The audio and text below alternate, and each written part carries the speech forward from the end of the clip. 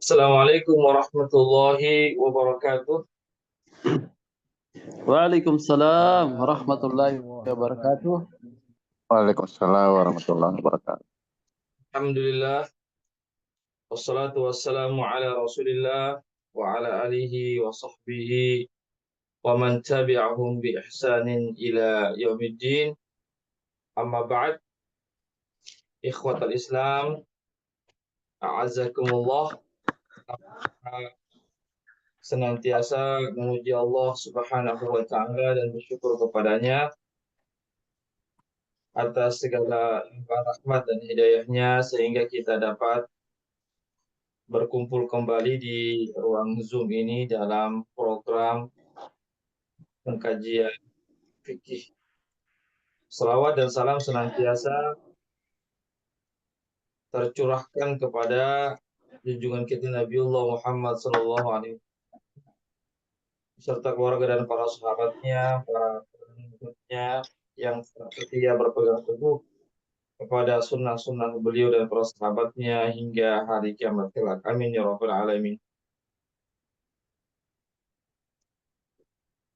Ikhwatal Islam, a'azzakumullah, para peserta kajian fikih yang dimuliakan Allah Subhanahu wa taala. Insya Allah pada malam hari ini kita akan mengkaji satu bab tentang masalah fikih, yaitu sholat berjamaah. Tentang sholat berjamaah.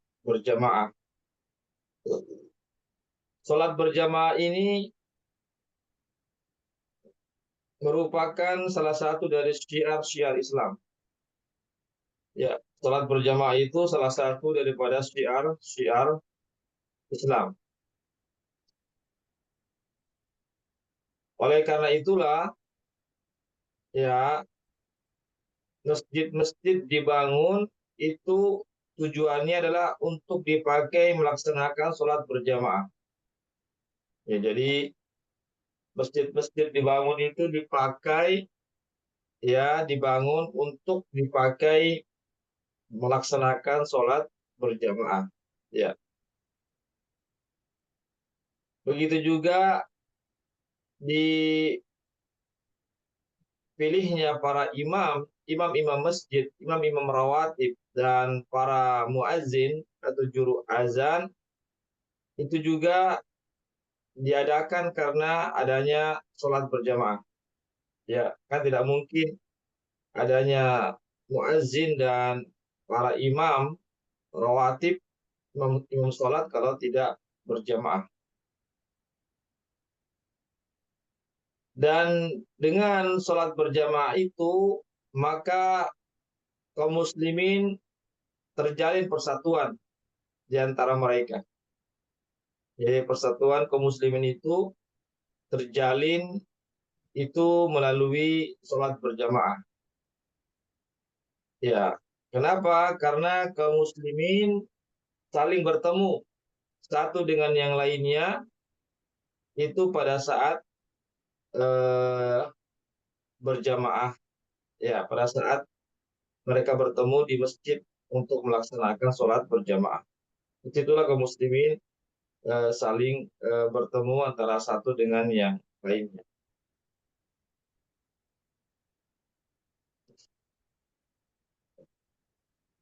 Itulah ikhwatul Islam, azakumullah, ya, terkait tentang sholat berjamaah. Kemudian sholat berjamaah ini hukumnya itu terjadi perbedaan pendapat para ulama tentang hukum sholat berjamaah. Ya, di dalam buku ini, ya, Syekh Sa'di lebih memilih pada pendapat yang mengatakan sholat berjamaah itu hukumnya fardu ain, baik dalam keadaan mukim ataupun dalam keadaan safar. Ya, baik dalam keadaan mukim ataupun dalam keadaan safar. Ya, fardu ain itu artinya wajib bagi setiap muslim yang sudah balik, yang sehat fisiknya, yang sudah balik, wajib melaksanakan sholat berjamaah. Itu hukum fardu ain. Ya. Sebagian ulama mengatakan hukumnya wajib saja, bukan fardu ain. Ya, jadi ada yang disebut dengan fardu ain, ada yang dikatakan sebagai wajib saja, bukan fardu ain. Artinya lebih derajatnya lebih rendah sedikit, lebih ringan sedikit dibandingkan dengan fardu ain. Ada juga sebagian ulama yang menyatakan bahwasanya sholat berjamaah itu hukumnya sunnah. Ya, hukumnya sunnah. Jadi ada 3 pendapat ya. Ada mengatakan fardu ain, ya, ada yang mengatakan wajib, ada yang mengatakan hukumnya sunnah. Ya, bukan fardu ain dan juga bukan wajib. Hukumnya sunnah artinya boleh dikerjakan, boleh tidak dikerjakan. Jadi itu namanya sunnah. Yang menyatakan bahwasanya sholat berjamaah itu hukumnya sunnah, mereka berdalil dengan hadis yang sahih yang diriwayatkan oleh Imam Bukhari dan Muslim, yaitu yang bunyinya sholatul jamaah afdalu min sholati al-fardhi. Sholat berjamaah itu lebih utama dibandingkan sholat sendirian dengan keutamaan 27 derajat. Ya, ya. Di sini berdasarkan hadis ini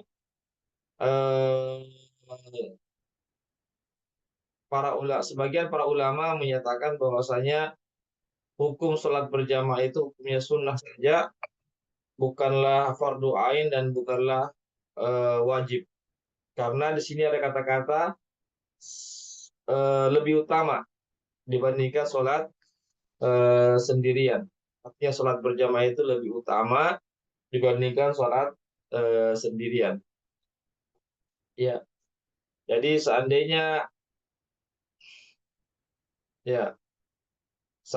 sholat sendirian itu dianggap tidak sah atau batil, maka menurut sebagian ulama mengatakan berdasarkan hadis tadi, maka tidak mungkin ada perkataan pada hadis ini yaitu kata lebih utama.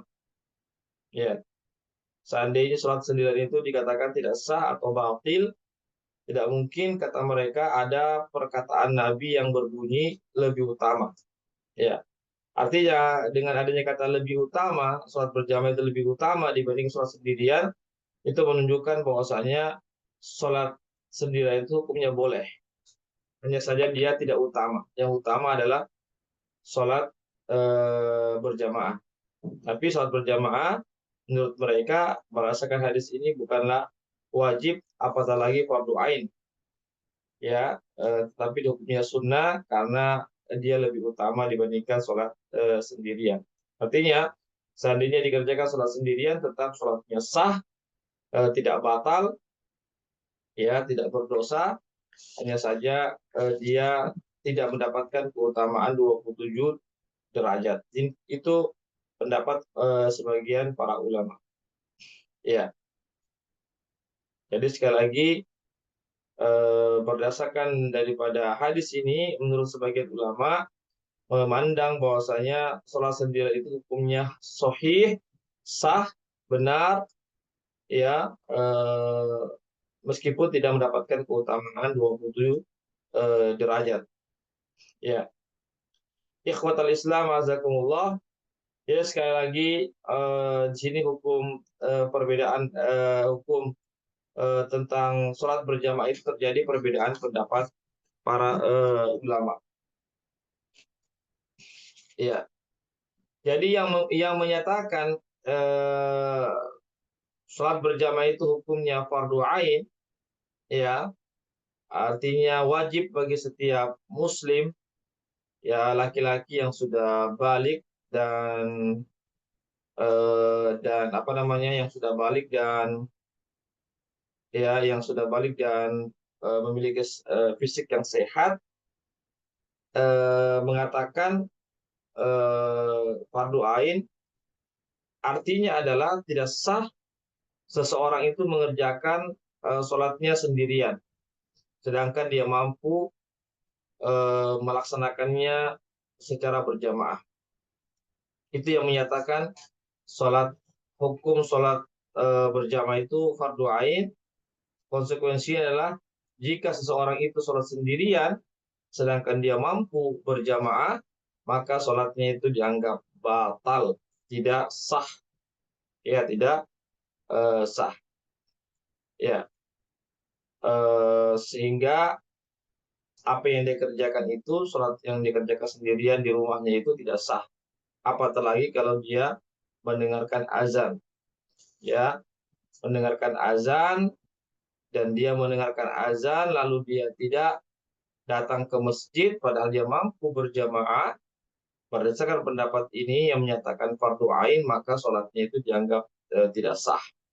Ya, mereka berdalil pada hadis Rasulullah Shallallahu Alaihi Wasallam, ya, yang diriwayatkan oleh Ibnu Majah dan yang selainnya, ya, yang disahihkan oleh ya, yang disahihkan oleh sebagian para atau disahihkan oleh para ulama, ya, tentang hadis tersebut yang bunyinya man sami'an nida falam yujib fala salata lahu illa min udhrin.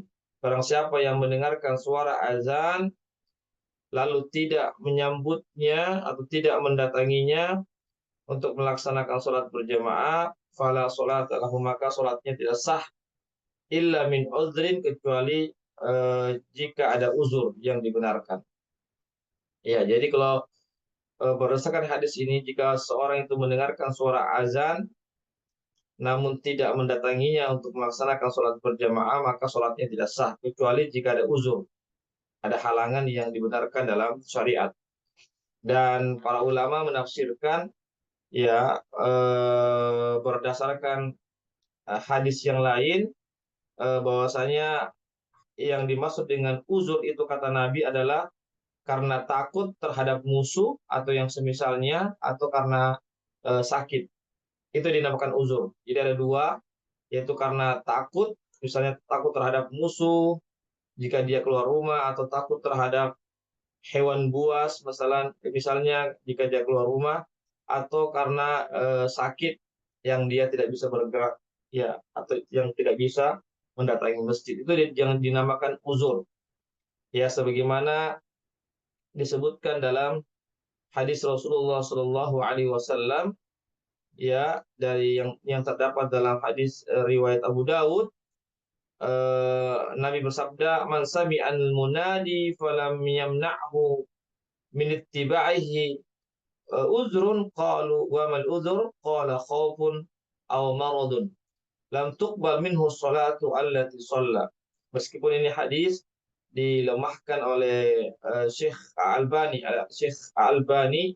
mengatakan ini hadisnya lemah, ya. Bunyi hadis ini adalah barang siapa, kata Nabi, yang mendengarkan suara lantunan azan, ya, lalu dia tidak mengikutinya, tidak memenuhi panggilan azan itu, padahal tidak ada uzur baginya, maka para sahabat mengatakan, uzur apa yang dimaksud ya Rasulullah? Beliau mengatakan khauf au marad, yaitu karena takut atau karena sakit. Ya, maka siapa yang tidak mendatangi suara azan, mendengarkan azan namun tidak mendatanginya dan tidak ada uzur baginya, ya maka kata Nabi tidak diterima sholatnya. Jadi sholat yang dikerjakan itu tidak diterima. Ini meskipun ini hadis lemah, dilemahkan oleh Syekh Albani. Syekh Albani mengatakan ini hadisnya dhaifun. Dhaifun itu hadisnya lemah. Ya. Ikhwatal Islam, azakumullah. Jadi sekali lagi, sebagian para ulama memandang bahwasanya berdasarkan hadis tadi yang kami bacakan, barang siapa yang mendengarkan suara azan namun tidak mendatanginya untuk melaksanakan sholat, maka sholatnya tidak sah kecuali karena uzur. Berdasarkan hadis ini sehingga para ulama mengatakan, sebagian para ulama mengatakan hukum sholat berjamaah itu hukumnya fardu ain, fardu ain. Ya. Adapun yang menyatakan bahwasanya sholat berjamaah itu hukumnya wajib. Wajib di sini belum sampai pada taraf fardu ain. Ya, dia lebih rendah satu tingkat dibandingkan fardu ain. Ya, fardu eh, artinya sholatnya tetap dianggap sah.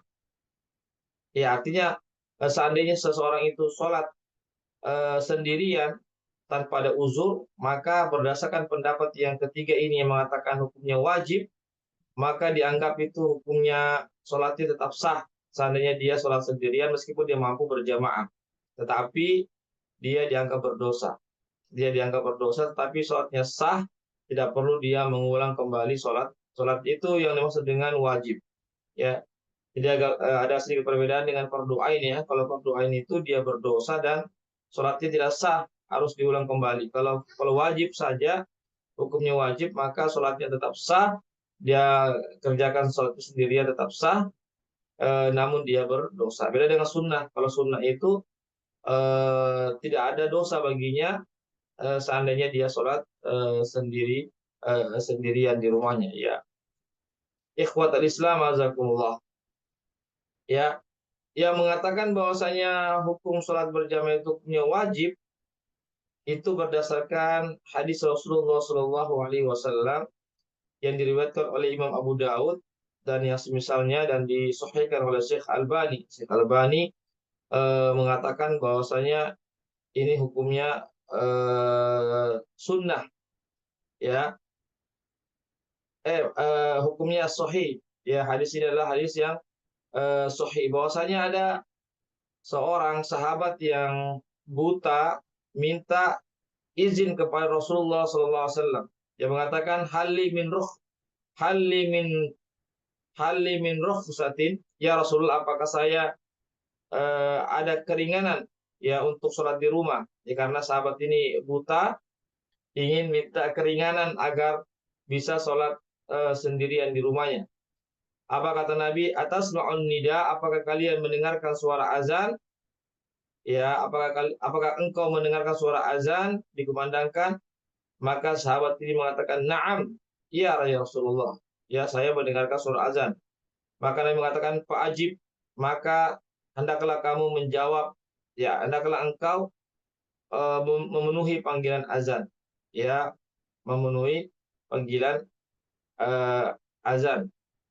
Artinya laksanakan sholat berjamaah di mana azan dikumandangkan. Dalam riwayat lain disebut Nabi mengatakan la ajidulaka rukhsatan. Saya tidak mendapatkan keringanan bagimu atau dispensasi bagimu untuk tidak sholat berjamaah. Ya, ikhwatal Islam azakumullah. Ya, di sini menunjukkan bahwasanya sholat berjamaah itu hukumnya wajib. Ya, wajib, bahkan apa namanya, yang buta saja, ya, yang buta saja pun mesti untuk apa namanya, melaksanakan sholat berjamaah. Jika sekiranya yang buta saja, orang buta saja yang sebenarnya ada uzur sebenarnya, tetapi tetap Nabi wajibkan untuk berjamaah selama dia mendengarkan suara azan. Apatah lagi dengan orang yang sehat, orang yang kuat, orang yang mampu berjalan, maka itu lebih diwajibkan lagi untuk melaksanakan sholat berjamaah. Ikhwatal Islam azakumullah, ya, itu terkait tentang hukum sholat berjamaah yang menyatakan hukumnya adalah wajib. Kemudian adalah yang diwajibkan ini hanya bagi laki-laki saja. Ya, yang menyatakan tentang hukumnya fardu ain atau wajib atau sunnah itu hanya bagi laki-laki saja. Ya, hukumnya bagi laki-laki. Adapun perempuan tidak diwajibkan. Ya, adapun perempuan tidak diwajibkan sholat berjamaah di masjid. Ya, namun jika para wanita ingin sholat berjamaah di masjid maka tidak boleh dilarang. Ya, seandainya istri-istri kita yang mau sholat berjamaah di masjid atau anak-anak perempuan kita mau sholat di masjid maka tidak boleh dilarang. Tidak boleh dilarang. Hal ini berdasarkan hadis Rasulullah SAW yang diriwayatkan oleh Imam Bukhari dan Muslim. Ya, Nabi kita Muhammad SAW bersabda, "La tamna'u ima Allahi masajidallahi wa buyutuhunna khairul lahunna." Ya, ini hadis sahih yang diriwayatkan oleh Imam Bukhari dan Muslim. Nabi bersabda, janganlah kalian melarang wanita-wanita ya untuk melaksanakan sholat di masjid. Ya, janganlah kalian melarang wanita-wanita atau istri-istri kalian untuk melaksanakan sholat berjamaah di masjid. Namun kata Nabi, rumah mereka itu lebih baik bagi mereka. Artinya melaksanakan sholat di rumah mereka itu jauh lebih baik daripada mereka sholat di masjid. Ya, jadi di sini menunjukkan bahwasanya perempuan itu sebaiknya sholat di rumah. Sebaiknya kata Nabi adalah sebaiknya di rumah. Namun jika ada wanita-wanita yang mau sholat berjamaah di masjid bersama dengan para lelaki maka hukumnya tidak mengapa. Maka hukumnya tidak mengapa. Tapi sekali lagi sholat berjamaah, sholat di rumah mereka itu jauh lebih baik daripada sholat di rumah. Sholat mereka di rumah mereka itu jauh lebih baik daripada sholat di masjid. Ya. Yang berikutnya adalah sholat berjamaah itu juga diwajibkan bagi yang musafir. Ya, bagi yang musafir juga yang melakukan perjalanan jauh atau safar itu juga diwajibkan untuk sholat berjamaah. Ya, hal ini sebagaimana Rasulullah SAW yaitu ketika mereka melakukan safar dengan para sahabatnya, maka Nabi kita melaksanakan sholat berjamaah dengan para sahabatnya. Maka Nabi pun menyuruh salah seorang dari sahabat untuk mengumandangkan azan. Ya, menyuruh salah seorang sahabatnya untuk mengumandangkan azan. Ya, ini menunjukkan bahwasanya sholat berjamaah itu diwajibkan bukan hanya ketika kita mukim, tetapi ketika dalam keadaan safar pun kita diwajibkan untuk melaksanakan sholat berjamaah sebagaimana yang dilakukan oleh Rasulullah SAW. Bahkan disebutkan dalam riwayat, ya, bahkan Nabi pun melaksanakan sholat berjamaah dalam keadaan perang. Bahkan dalam keadaan perang pun, dalam situasi genting pun, ya, Nabi melaksanakannya secara berjamaah juga dengan para sahabatnya. Ya, sehingga di sini menunjukkan bahwasanya sholat berjamaah itu hukumnya wajib ya atau sangat ditekankan sekali karena dalam keadaan perang saja Nabi berjamaah apalagi dalam keadaan tidak perang atau dalam keadaan damai. Ya, ikhwatul Islam, azakumullah. Ya, jadi sekali lagi sholat berjamaah itu diperintahkan baik dalam keadaan mukim atau tidak safar ataupun dalam keadaan safar. Kemudian para ulama juga berdalil tentang wajibnya sholat berjamaah itu bagi laki-laki itu berdasarkan hadis Rasulullah SAW yang diriwayatkan oleh Imam Bukhari dan Muslim. Ya, bunyinya adalah laqad hamamtu an amura bis salati an tuqam thumma amura rajulan an ya'uman nas thumma antaliqu bi rijalin ma'hum hizamun min hatabin ila qaumin la yashhaduna salata wa harriqu alaihim buyutahum bin nar. Ya, hadis sahih yang diriwayatkan oleh Imam Bukhari dan Muslim. Nabi bersabda, laqad hamamtu, sungguh saya ya bertekad ya berkeinginan untuk menyuruh dilaksanakannya sholat berjamaah. Lalu saya meminta seseorang untuk menjadi imam bagi jemaah. Kemudian saya pergi bersama dengan beberapa laki-laki yang membawa kayu bakar, mendatangi orang-orang atau laki-laki yang tidak melaksanakan sholat berjamaah di masjid. Lalu saya bakar rumah-rumah mereka. Ini hadisnya sahih ya, hadis riwayat Bukhari dan Muslim.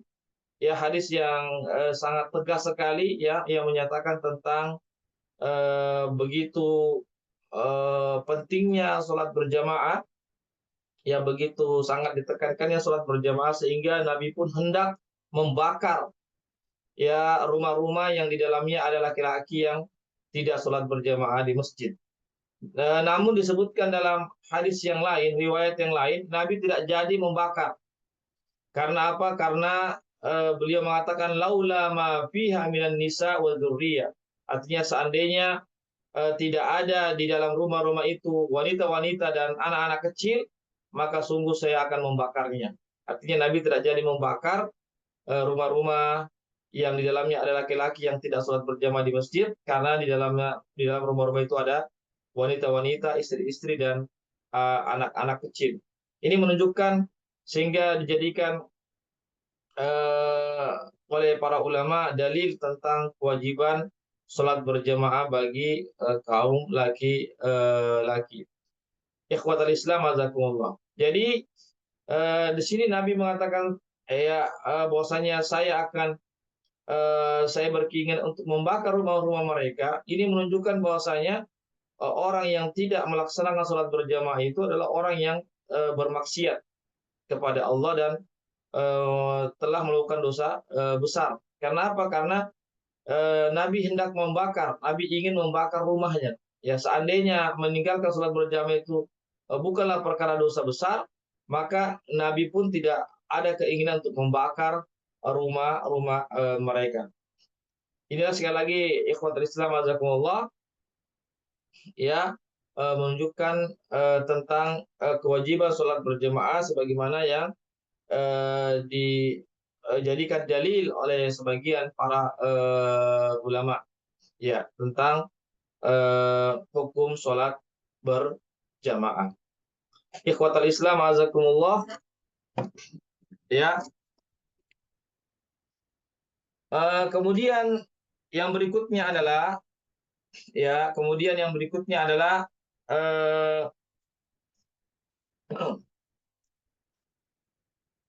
tentang jumlah jamaah ya, tentang jumlah jamaah ya, berapa orang dikatakan dia berjamaah?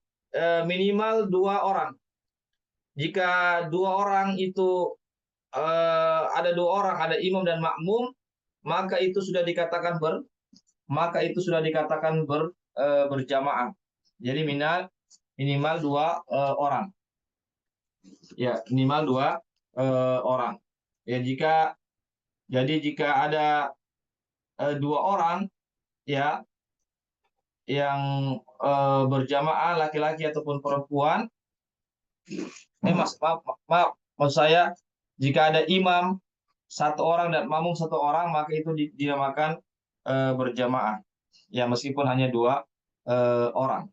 Namun semakin banyak jamaahnya, maka semakin disukai oleh Allah Subhanahu wa taala. Ya. Namun jika semakin banyak jumlah orang yang melaksanakan sholat berjamaah, maka semakin disukai oleh Allah Subhanahu wa taala. Tentang dalil jumlah minimal jamaah itu adalah 2 orang, itu berdasarkan hadis yang diriwayatkan oleh Abu Daud, Ibnu Majah ya, hadis yang meskipun ini hadis yang hukumnya lemah, tetapi masih bisa dijadikan sandaran ya, bahwasanya ulama mengatakan bahwasanya yang dinamakan jamaah itu minimal adalah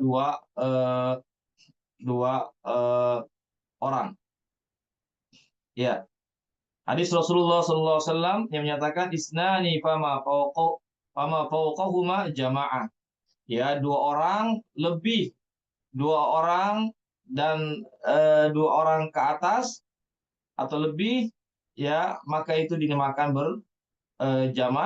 berjamaah. Ya, yang penting ada satu imam dan ada satu makmum.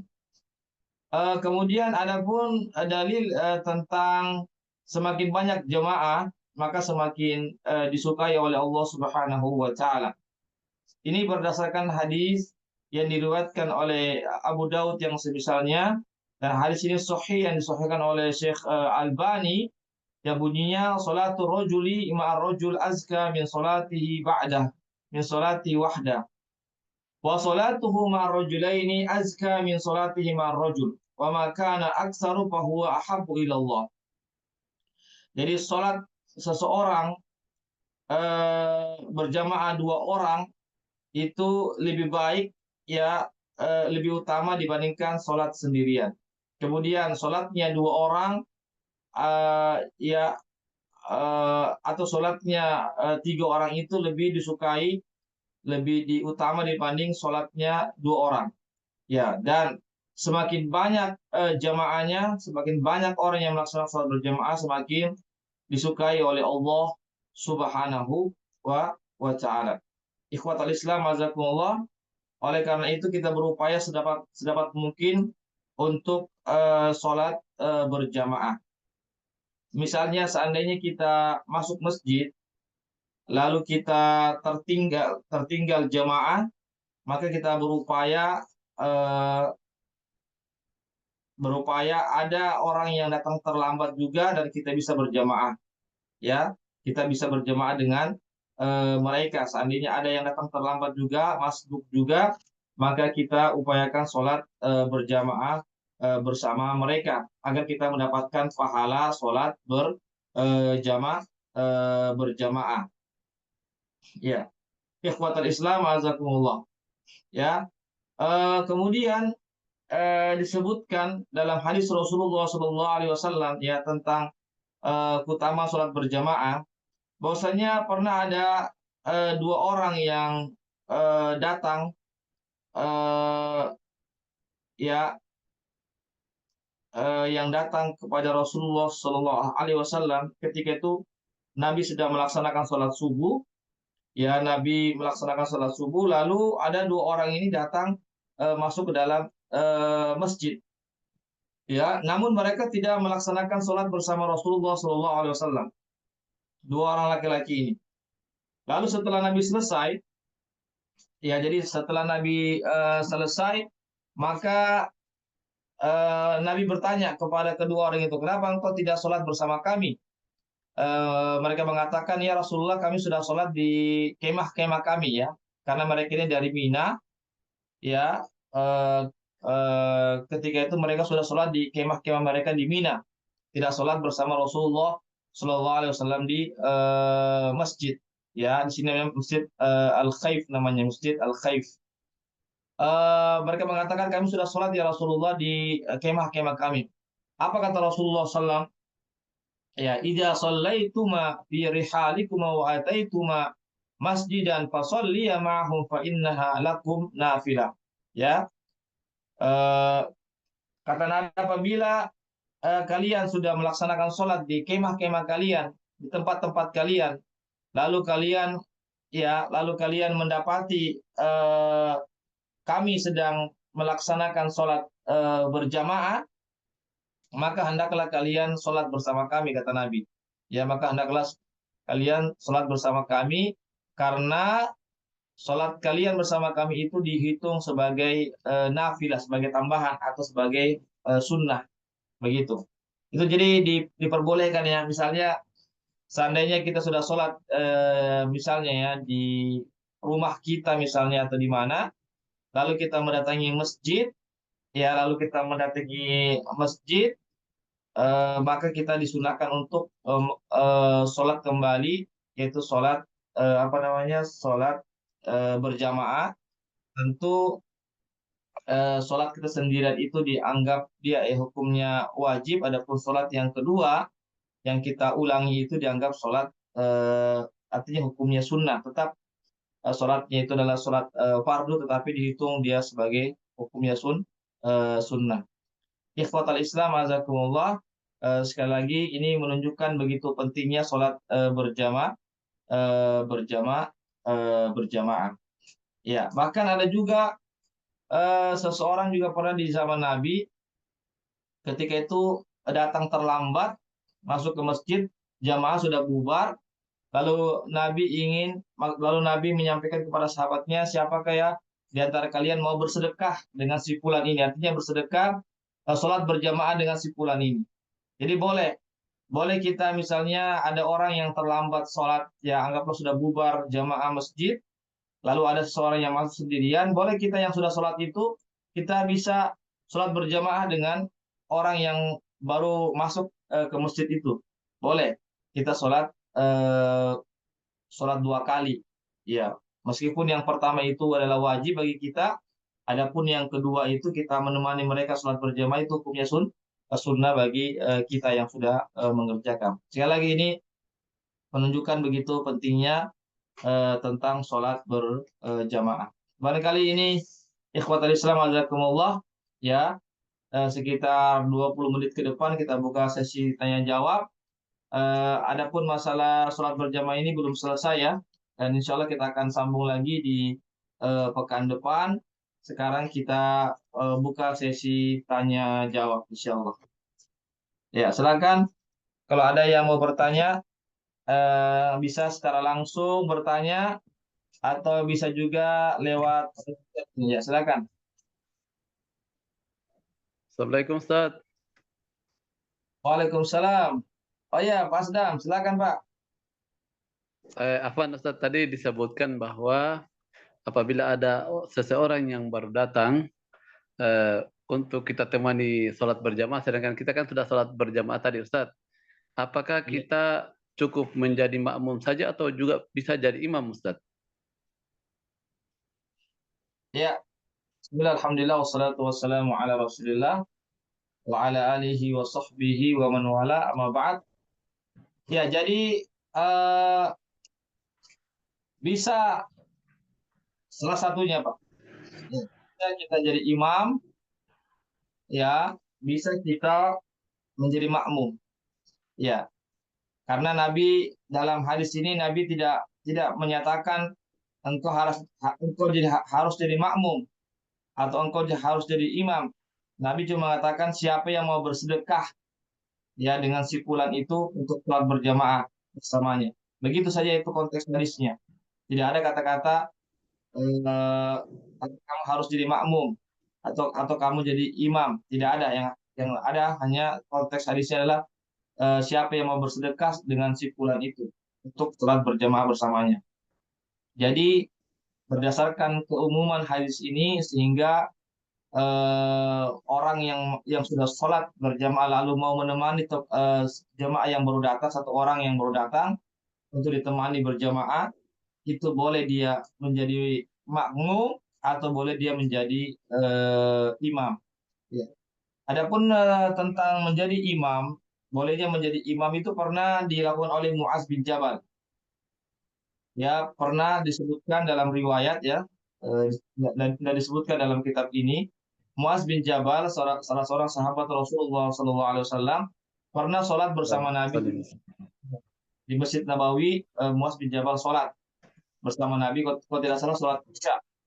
Lalu Muaz bin Jabal pergi ke kaumnya, ya, ke apa namanya, ke sebuah tempat ya, itu kaumnya berkumpul, ya, maka Muaz bin Jabal pun sholat Isya kembali, dan beliau yang memimpin menjadi imam. Ya, Muaz menjadi imam padahal dia sudah sholat bersama Nabi di Masjid Nabawi. Ya. Jadi berdasarkan hadis ini menunjukkan bahwasanya orang yang sudah sholat berjamaah lalu dia pergi lagi ke sebuah tempat, ya, ingin memimpin sholat berjamaah, ya karena misalnya di kaum itu tidak ada yang bisa pimpin misalnya sholat berjamaah sebagaimana Muaz bin Jabal yang melakukannya, maka itu tidak mengapa dia menjadi apa namanya imam ya untuk melaksanakan sholat berjamaah. Kesimpulannya Kak adalah boleh dia menjadi imam, boleh juga dia menjadi makmum saja. Demikian, Syukran Ustaz. Afwan. Ya, di sini sudah ada apa namanya beberapa pertanyaan ya lewat room chat ini. Saya bacakan dulu ya. Ya, bagaimana sholat berjamaah dalam keadaan safar? Bolehkah ikut sholat berjamaah dengan orang yang mukim dengan niat sholat jamaah ataupun jamak qasar? Misalnya ikut berjamaah sholat zuhur dengan niat jamak takdim. Dan setelah sholat zuhur dilanjutkan dengan sholat asar. Ya, jawabannya adalah diperbolehkan. Ya, diperbolehkan. Ya, kita apa namanya bermakmum dengan orang yang mukim.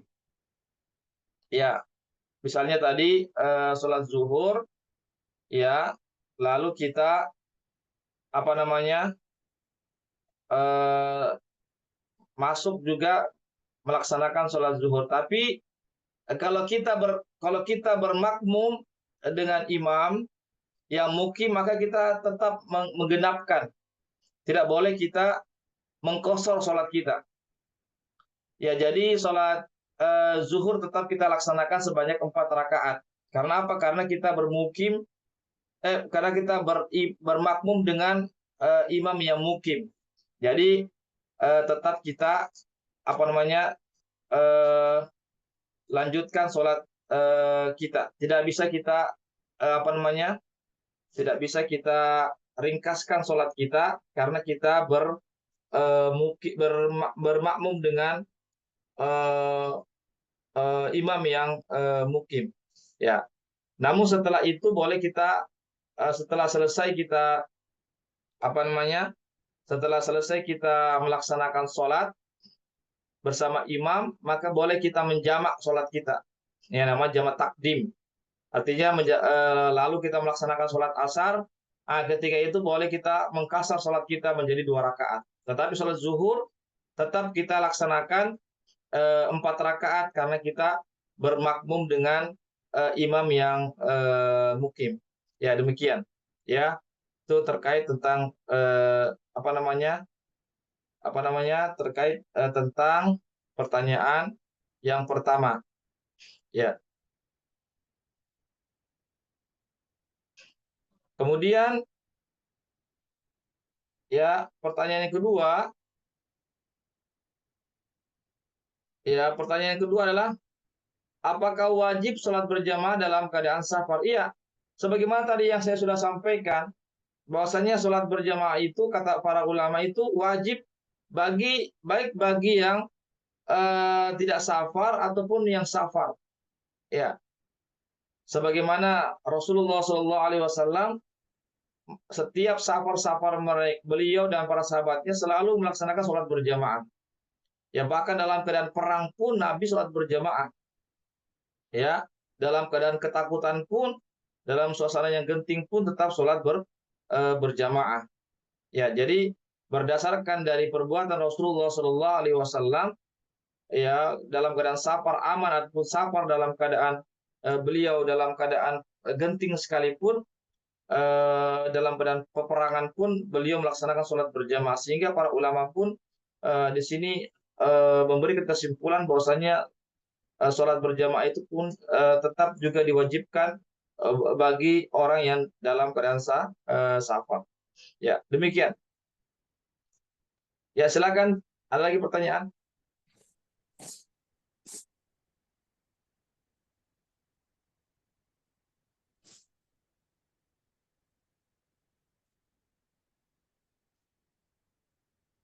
Ya, ada lagi pertanyaan?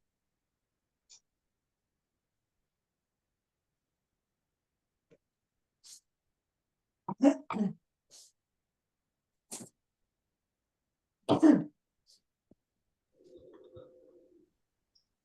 apa Ustaz? Ya, silakan Pak. Tadi tentang sholat jamaah tadi Ustaz. Tetap kalau setelah sholat zuhur misalnya mau digabung dengan sholat asar, tetap qomat itu tadi? Iya Pak, tetap qomat. Ya. Tetap dilakukan qomat Pak, iqomat. Iya. Iya, syukran.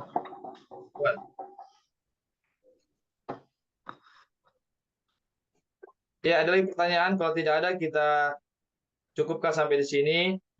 Insya Allah kita akan lanjutkan pembahasan kita ya. Pembahasan tentang sholat berjamaah ini ya. Masih panjang ya.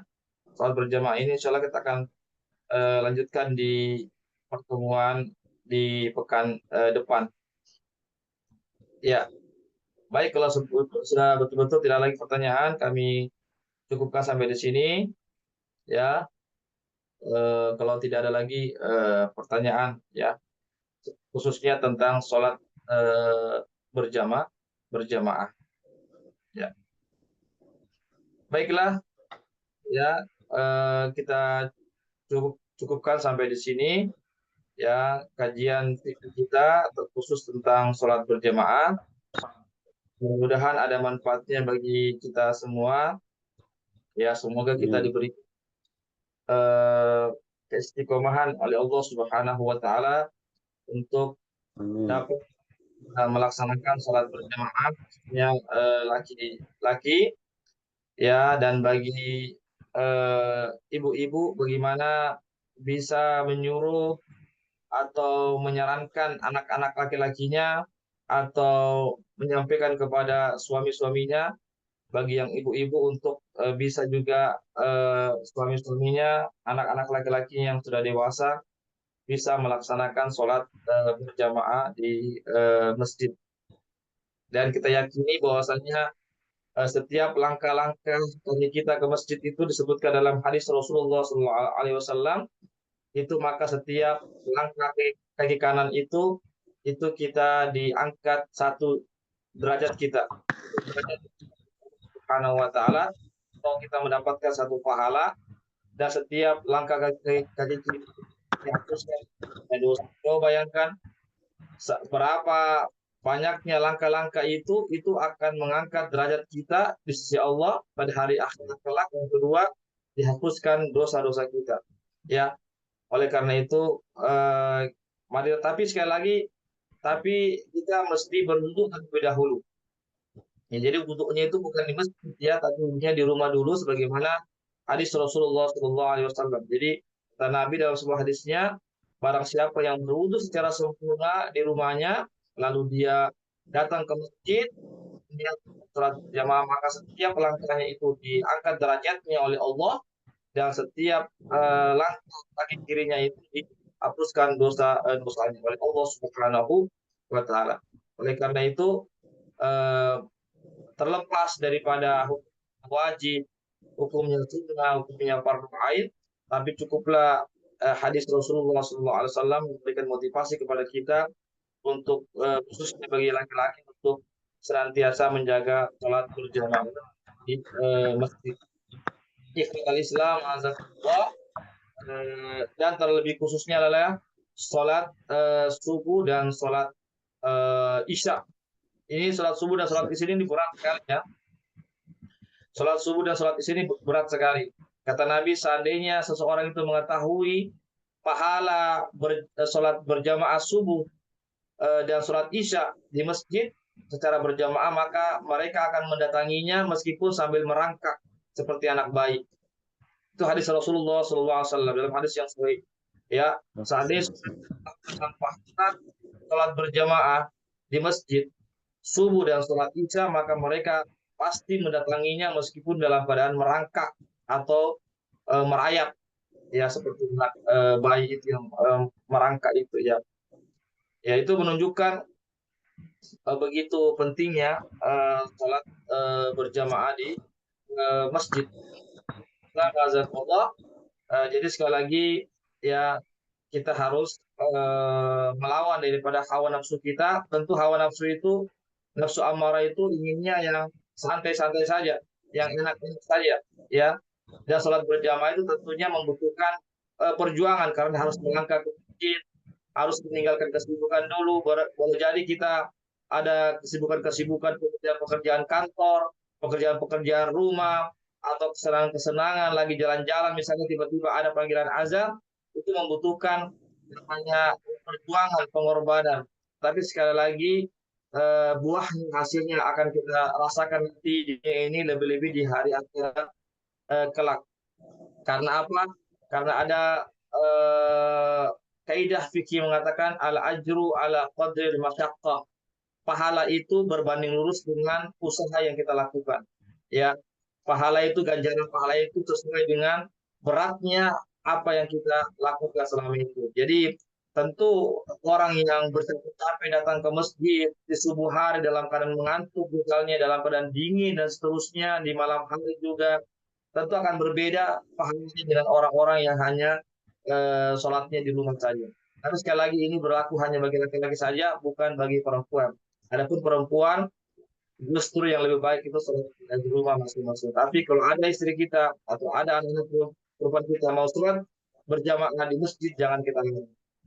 Selama tidak menimbulkan fitnah, selama dia keluar dari rumahnya dengan berpakaian yang tertutup, ya tidak menimbulkan fitnah, tidak memakai wangi-wangian, ya, yang dapat dicium oleh laki-laki, maka kita tidak boleh melarang istri-istri kita untuk datang untuk melaksanakan sholat berjamaah. Barangkali ini yang bisa kami sampaikan. Mudah-mudahan ya kita diberikan keistiqomahan oleh Allah Subhanahu wa taala sehingga kita pun dapat melaksanakan sholat berjamaah ini sampai akhir hayat kita. Semoga Allah Subhanahu wa taala menutupkan kita ini dalam keadaan husnul khotimah.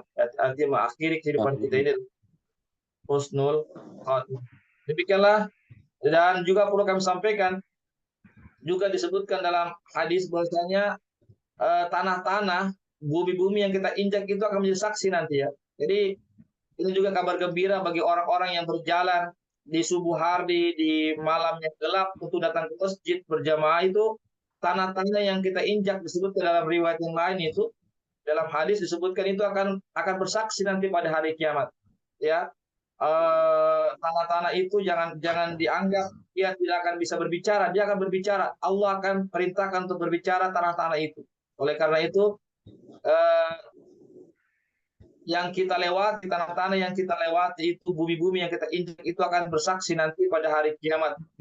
Ya Allah, si fulan ya Allah, selama hidupnya ya Allah, dia senantiasa melaksanakan sholat berjamaah. Dia lewati saya ya Allah, dia datang ke masjid ya Allah. Oleh karena itu sekali lagi kita harus bersyukur kepada Allah, harus berbangga kita ya, karena kita insya Allah kalau kita ikhlas melaksanakannya sholat berjamaah itu, maka bumi-bumi, tanah-tanah yang kita injak ya itu akan menjadi saksi nanti, akan membela kita pada hari akhirat nanti di hadapan Allah Subhanahu wa taala.